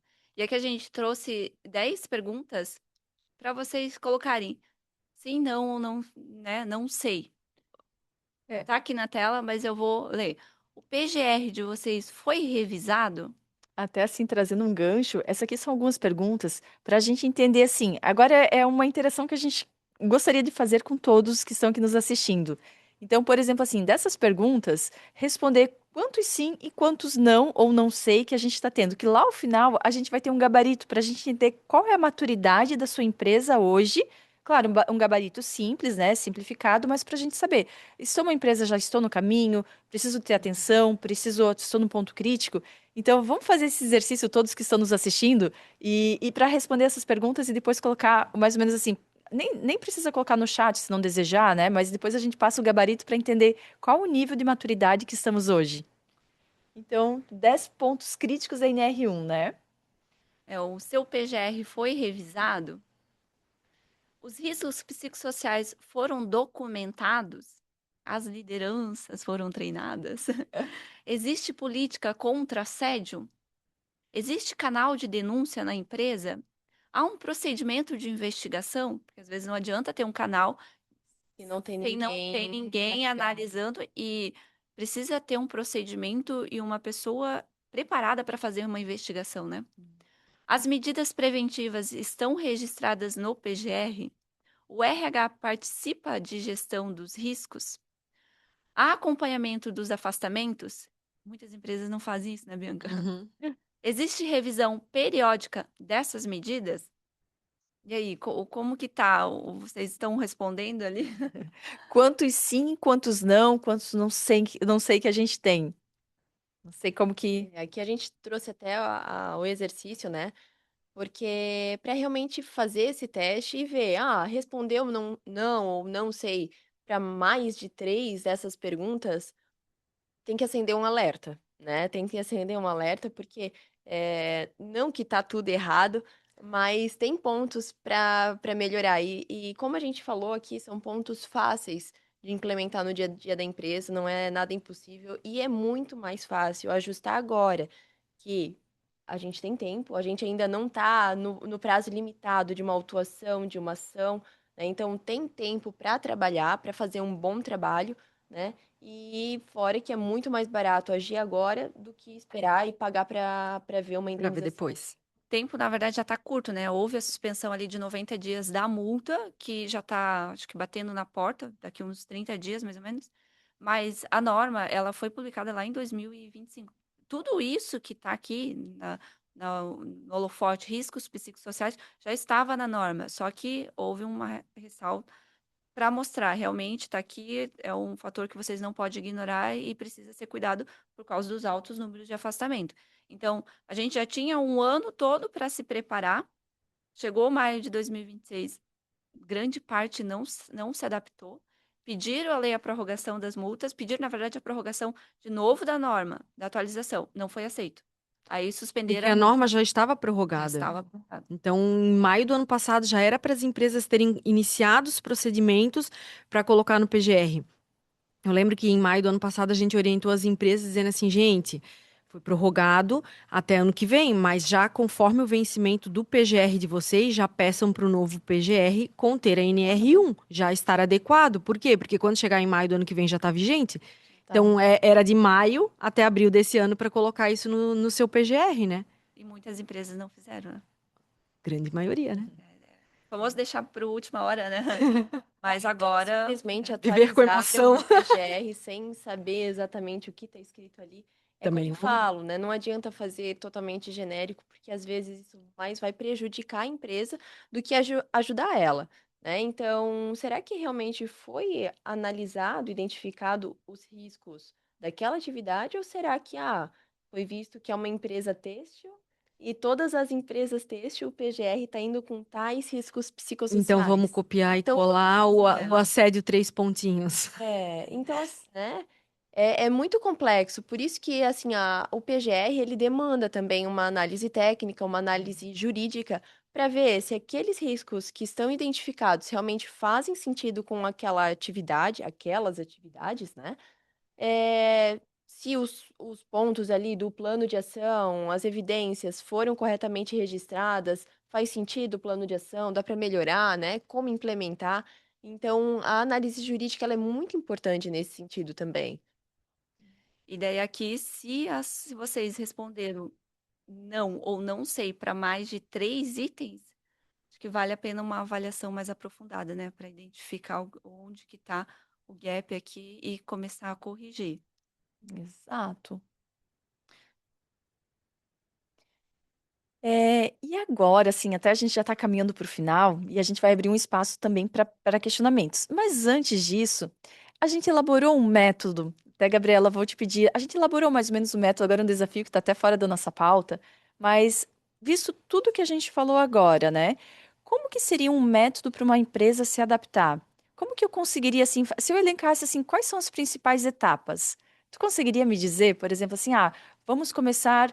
Vamos analisar os laudos PGR, depois a gente desenvolve políticas, depois treinamentos. Como que seria mais ou menos se fosse falar assim, ó, como é o método que hoje a gente aplica? Como que isso acontece? Eu sempre falo que a gente começa com um diagnóstico, né? Como uma consulta médica. Todo mundo vai ao médico e ele pede um checklist, faz um check-up, né? E nesse diagnóstico, a gente olha com mais carinho para o PGR e para a análise ergonômica, né, do trabalho, que é um documento muito importante. Hoje não deu tempo da gente falar especificamente sobre ela, mas ela realmente faz parte ali dos laudos da empresa e é muito importante a gente analisar ela também, né, no quesito ali dos riscos psicossociais. Então, o primeiro ponto é fazer um diagnóstico, analisar esses dois documentos, né, especificamente, e ver se eles realmente trazem uma segurança jurídica para a empresa, se eles estão adequados, se eles estão relacionados com a atividade daquela empresa, se eles estão genéricos, se eles são incompletos, como tá, para a partir daí traçar também um plano de ação e ver quais são as prioridades da empresa, né?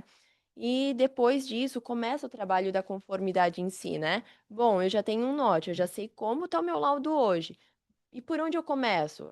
A gente também tem o plano de ação. Então, a gente vai fazer uma política de afastamento, a gente vai fazer uma política do canal de denúncias, implementar um canal de denúncias, implementar um procedimento de investigação, vamos fazer um treinamento de assédio, vamos fazer também o treinamento de liderança, né? A gente entra daí na conformidade em si, né? E por último, não menos importante, o monitoramento contínuo disso, para garantir que aquele plano de ação que foi traçado seja de fato implementado, né? Então, a gente até fala, né? O RH hoje ele está sobrecarregado. A gente entende isso, né? Foi falado designado CIPA, foi falado de delegar, mas muitas vezes isso acaba parando no RH para fazer o controle, né? E muitos clientes nossos pedem para que o próprio jurídico faça esse acompanhamento, né?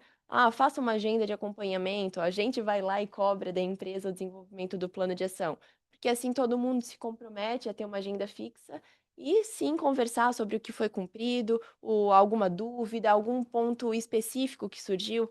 Olha, a gente está com uma situação específica de um empregado que talvez seja afastado, a gente está com receio de que eventualmente ele possa estar com burnout, não está comunicando a gente, né? O que que a gente pode fazer para mostrar uma empatia, para investigar o que está acontecendo, como a gente pode tratar, como a gente pode se precaver quanto a isso, né? Então, tem essa análise jurídica, tem o parecer jurídico também, né? Então, essas três etapas, eu digo que elas são indispensáveis hoje, né? Primeiro de tudo, o diagnóstico, né? Para entender onde a empresa está. A partir disso, o que que a empresa tem que fazer para entrar em conformidade, que é o passo 2, né? E o passo 3, o monitoramento. Exatamente, prático, né? Prático, Prático. simples, sem rodeios. Então, resumindo tudo que a gente falou até aqui. E aí, na parte de adequação, que daí a gente desenvolve todos os planos de ação, vê onde que estão os gaps, treinamento, política, daí entra todos esses pilares que a gente tem para uma realmente adequação. Então, isso é muito bom. E eu tô olhando aqui um pouco as conversas, as perguntas, e teve uma pergunta aqui que foi assim: vocês utilizam algum canal de denúncia? Esse canal é um sistema ou direto com o escritório da advocacia? E aqui até vou tomar liberdade agora para falar que o canal de denúncia, como a gente falou, ele é um pilar de extrema importância dentro de uma empresa. De extrema. Alguém discorda? Ele Não. é obrigatório, né? Primeiro E que a é lei não é obrigatório. nova. Só que assim, aí vem sempre um questionamento que eu, Cíntia, faço, né? Cíntia, como profissional. Muitas empresas adotam o canal de denúncia como uma obrigação. Cheque, cumprir minha obrigação legal, certo? Mas assim, e quando eu utilizo essa obrigação para me beneficiar também? Porque vamos lá, um canal de denúncia, ele pode ser, tu pode olhar ele de uma forma muito além disso, porque ele é teu olho dentro da empresa inteira. Então, por exemplo, se eu fico dependendo apenas de um líder, apenas de um RH, apenas de uma diretoria, apenas das pessoas, e eu, como proprietário, isso é um ponto que eu sempre levo para os empresários. Eu, como proprietário, como eu vou saber o que está acontecendo lá embaixo? Eu tenho uma empresa idônea, tenho uma cultura forte, eu tenho os meus valores, eu gosto do bem-estar, eu gosto de tudo. Mas eu sei o que está acontecendo lá embaixo, às vezes no Parque Fabril, na parte operacional, ou em todos os meus setores. É difícil a gente ter esse conhecimento. E às vezes o canal de denúncia é a ferramenta ideal que a gente tem para isso. Por quê? Se eu tenho um canal de denúncia dentro da minha empresa, onde as pessoas têm confiança, que é terceirizado, que dá a oportunidade à pessoa fazer uma denúncia de forma anônima ou se identificar quando for necessário e ter um tratamento devido. E quando eu falo tratamento devido, não é assim, eu recebi a denúncia e a pessoa vai saber o que aconteceu exatamente. Não, é ter um tratamento e as pessoas sentirem que o clima mudou. A pessoa que fez a denúncia não precisa saber exatamente o resultado, até porque não é nem recomendável. Foi adotado medidas, você não Foi precisa saber adotado qual, né? medidas, o clima melhorou, as questões melhoraram. Então, ele é a minha ferramenta, é os meus olhos em todos os setores. Então, e aí Um a gente termômetro, né? é um termômetro. E aí é onde que a gente consegue, tem que desenvolver a confiança das pessoas para que elas se reportem a esse canal, para poder reportar o que não está tão corretamente e assim eu ajustar. Aí é mais uma ferramenta preventiva que eu tenho, que eu posso ainda no meu campo de gestão interna, sem depender de decisões de terceiros, de judiciário e tudo mais, para fazer isso. E a pergunta é: vocês utilizam algum canal de denúncia?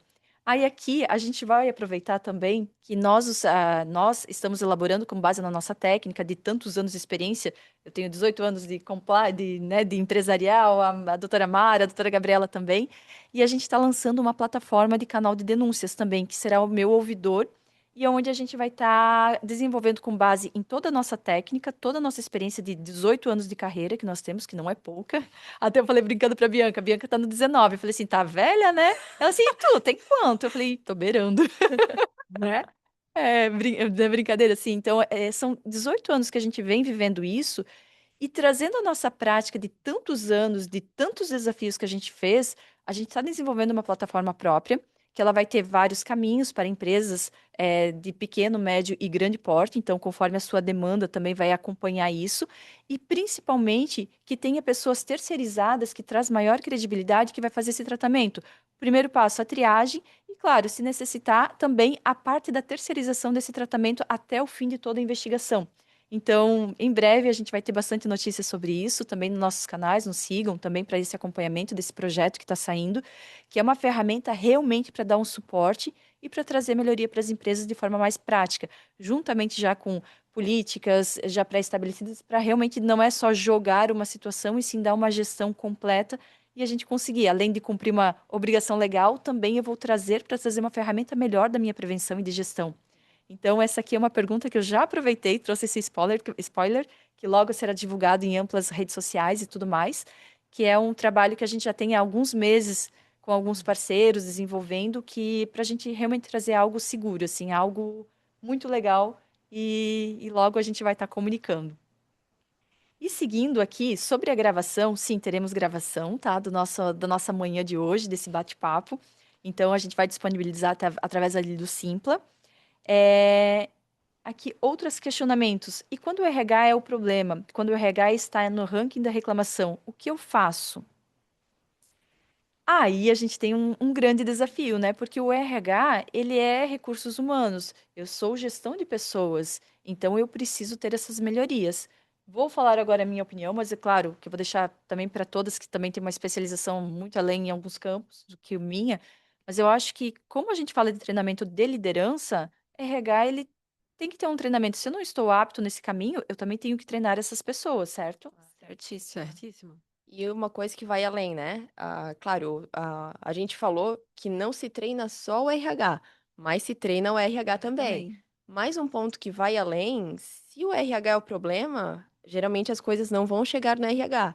E como é que eu faço para comunicar alguma coisa se eu não consigo direcionar uma pessoa, né? Ou alguém específico, através do canal de denúncias, Teve né? um caso bem parecido nesse sentido, é que o RH não ouvia, o colaborador não tinha, né, a abertura para falar com a liderança, usou o canal de denúncia. Então, precisa ter. O canal de denúncia é uma ferramenta Fantástico. fantástica, que é os olhos do gestor, né, da direção. Então, teve um caso bem parecido, então, treinar o RH para que Sim. tenha, né, a postura correta para a RH e como liderança para gerir esses problemas. E, claro, né, ter o canal que daí realmente é a porta de entrada que a E aí pessoa vai ter entra, confiança. e aí entra a questão que quando é um terceiro que analisa, não tem o risco de ser engavetado, né? Porque Exatamente. muitas vezes a Exato. reclamação é contra o próprio RH ou com alguma liderança. E E o aí entra, RH que trata, né? e aí entra o que a Cíntia falou. Muitas vezes, e por muitas vezes, o diretor ele não está nem ciente do que está acontecendo, ou no RH dele, ou com uma liderança dele. Então, às vezes, o problema está na liderança. E ele não sabe que esse problema ocorre. Ou até mesmo no RH, e ele não sabe que esse problema ocorre.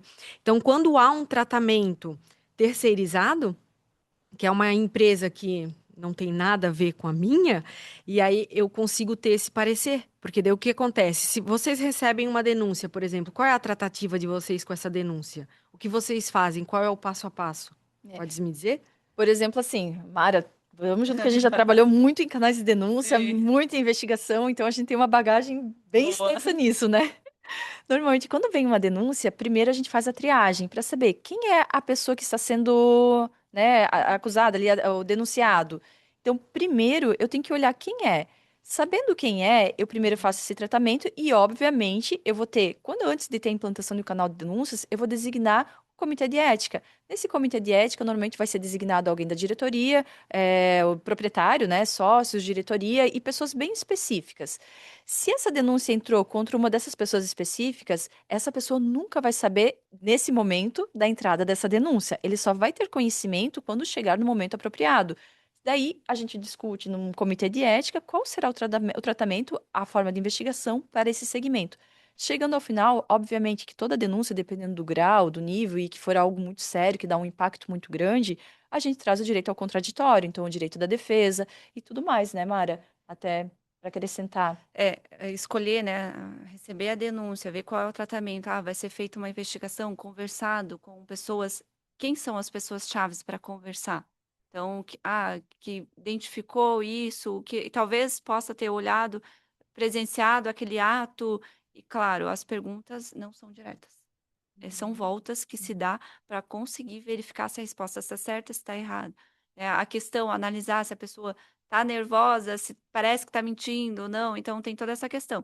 Depois disso, aí sim é feito um relatório das entrevistas e passado novamente para o comitê decidir. Realmente foi identificado isso. Que medida que a gente vai adotar? Não é uma pessoa que toma essa medida. É um grupo, né? Ali são pelo menos 3 pessoas ali Sempre para. vai com uma sugestão, né? Sugestão baseada juridicamente no que se entende por isso. Aí, claro, vai da empresa adotar ou não. Nunca vai ser a gente que toma uma decisão dentro da empresa, mas leva para um comitê e o comitê toma a decisão. Seguiremos a sugestão, faremos diferente, vamos fazer. Enfim, daí dependendo do nível da denúncia e da gravidade, né? Tem um tratamento diferenciado. Porque com relação ao RH, né, eu pergunto, é, ela pode ser uma denúncia verídica, mas ela pode ser às vezes, né, porque o RH pega muito firme, então Uhum. eu não gosto daquele RH, vamos reclamar dele. Pode acontecer isso de vocês notarem que a denúncia ela é irreal, não condiz com a realidade daquele RH, é só porque o RH pega mais firme, quer que as coisas sejam feitas certas. Então pode acontecer isso. Pode, já aconteceu inúmeras vezes, não só contra a RH, mas às vezes sobre um líder. Por exemplo, se eu tenho uma liderança que é um líder mais firme, que ele não comete assédio, mas ele é mais firme na cobrança das metas, ele quer as coisas muito corretas. Enfim, isso também pode acontecer. E às vezes eu tenho liderados que não gostam dessa cobrança, às vezes eu não me sinto tão confortável E eu falo isso não que, tô inventando uma história. Não, eu tô falando de histórias que a gente Fatos já reais, né? vivenciou.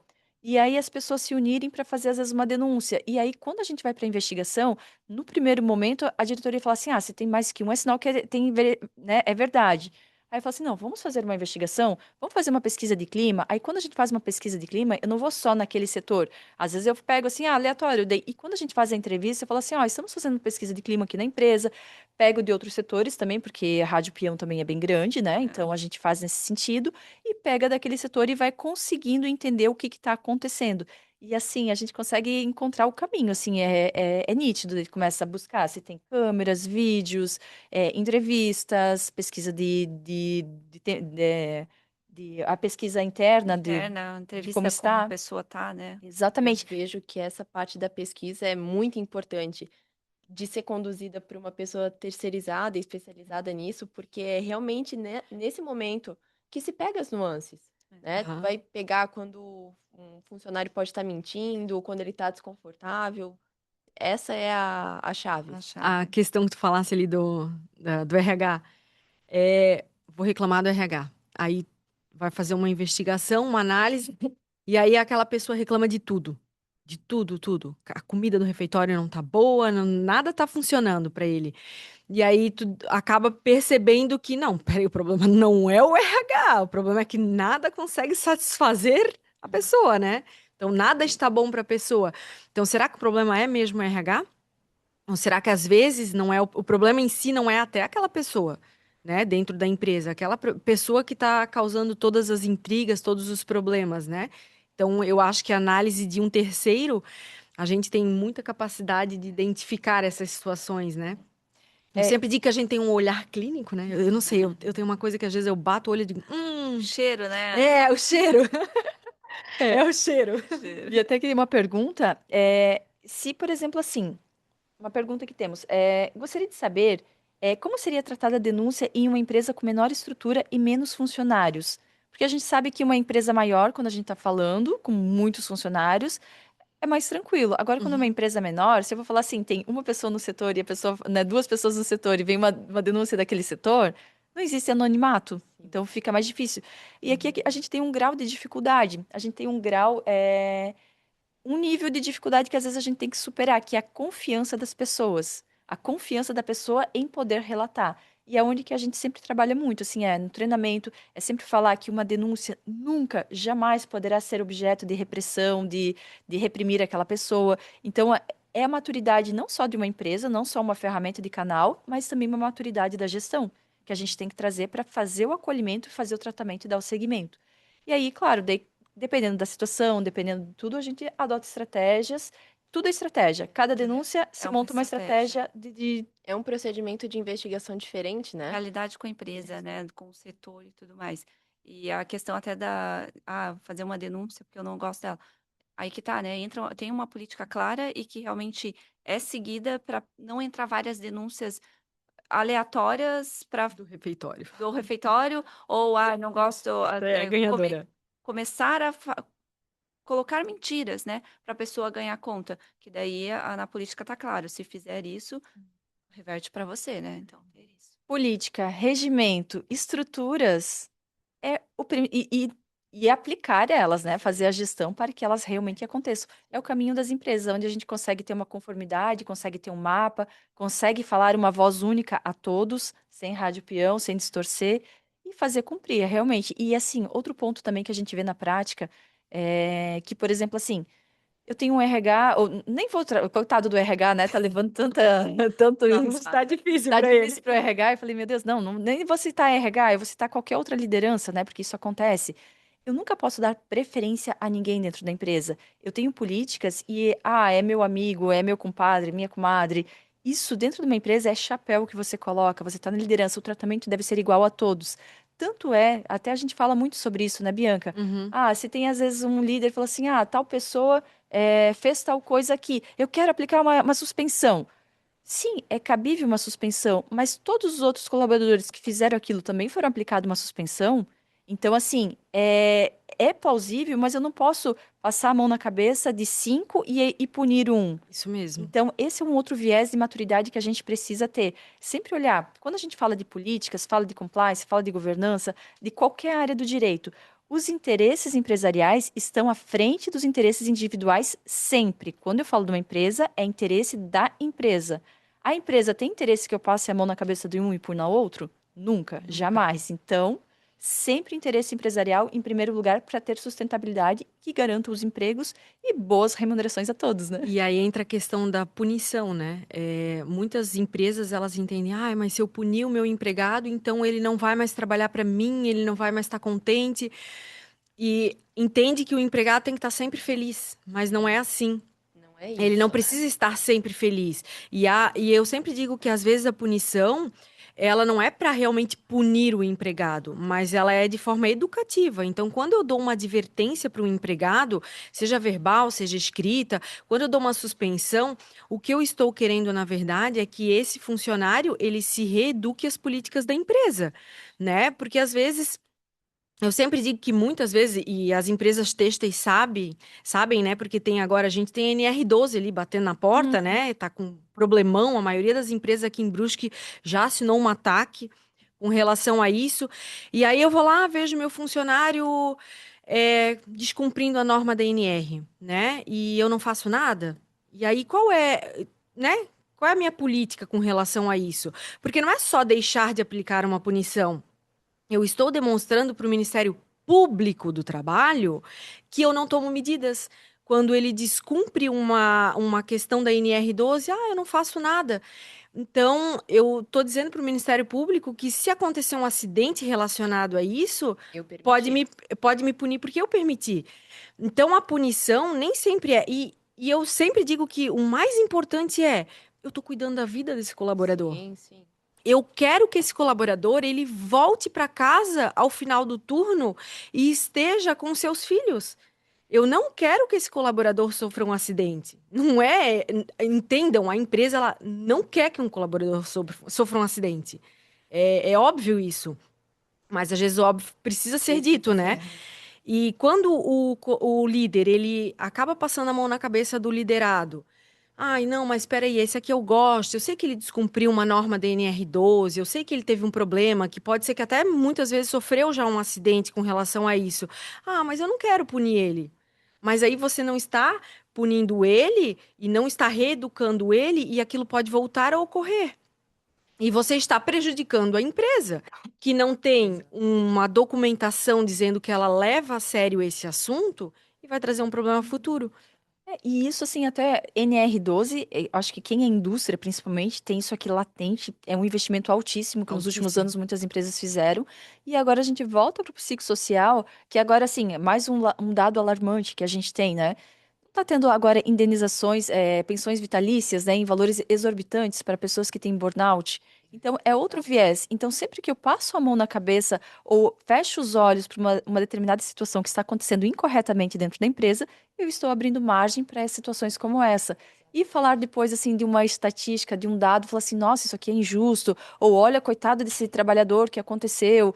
Então, às vezes, a medida realmente está dentro da empresa. A gestão, os 4 primeiros passos, a gente tem a gestão para prevenção.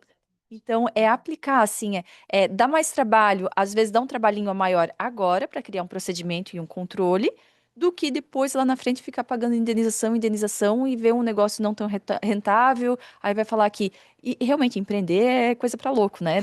Isso não é nem novidade, mas aí fica mais louco ainda porque eu tô, né, apagando esses incêndios todos, vendo o meu recurso, minha margem de lucro sair ralo abaixo com uma situação que eu poderia ter previsto e Poderia ter prevenido evitado, né? lá E no eu sempre começo. falo que a forma como tu faz essa advertência, essa suspensão, né? Porque a ideia é realmente, no sentido de reeducar o funcionário, é falar para ele por que vai ter que aplicar uma advertência nele, né? Isso mesmo, é a forma de aplicar, né? Uhum. Porque muitas vezes o funcionário acha, mas eu estou sendo punido.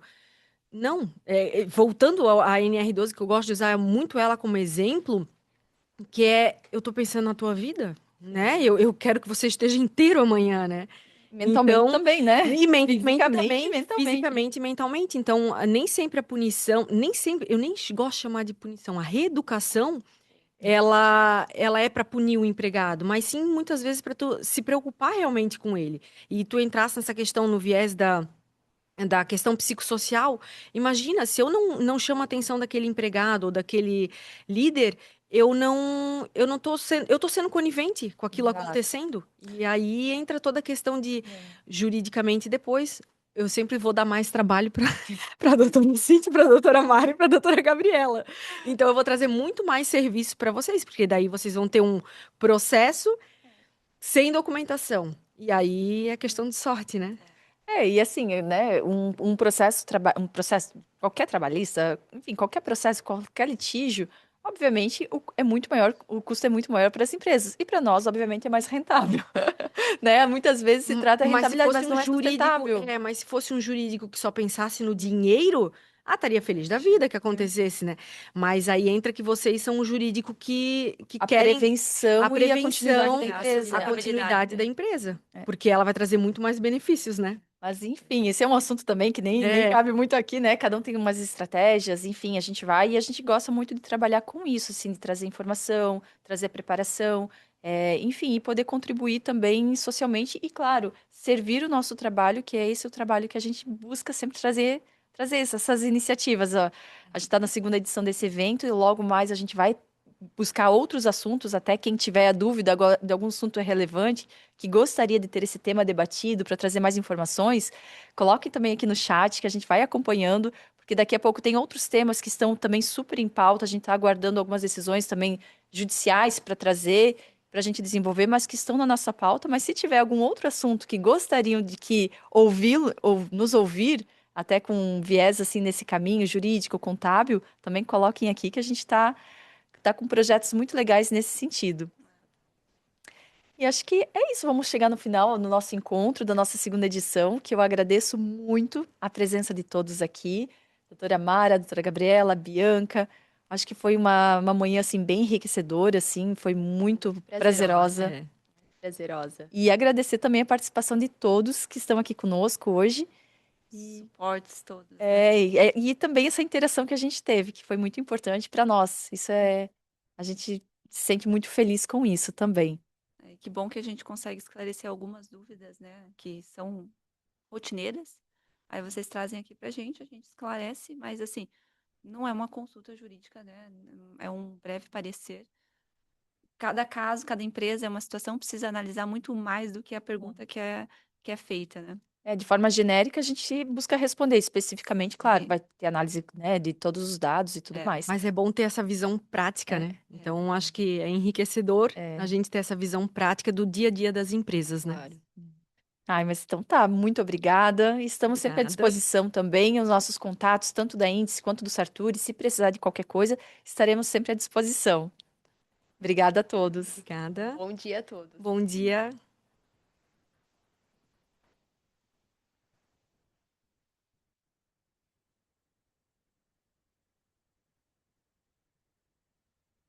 Finalizou. Finalizou.